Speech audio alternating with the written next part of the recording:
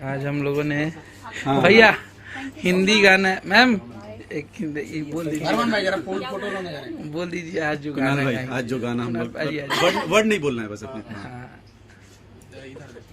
मतलब गाने के बारे में बोलना है। हाँ सिर्फ गाना हम लोग ने डब कर लिया आज वर्ड्स नहीं बोलना है। 2 मिनट जरा ये कर दीजिए बोल दीजिए भैया।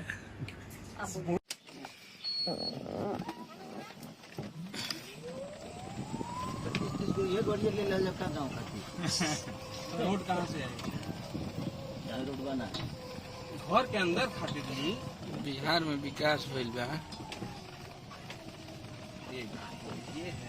ये है नशा के नशा नशा नशा जुनून नहीं।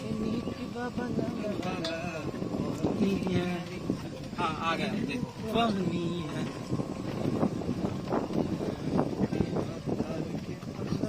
ये तो बंगाली वाला डायलॉग हो जाए ना इसे देख के भैया गंडूगोल वाला हो जाए देख के भैया गंडोगोल हो गए गंडोगोल।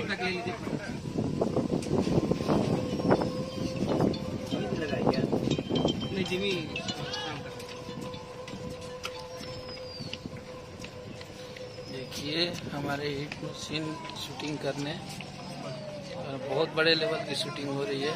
बिरफल भाई अपसाइड है ना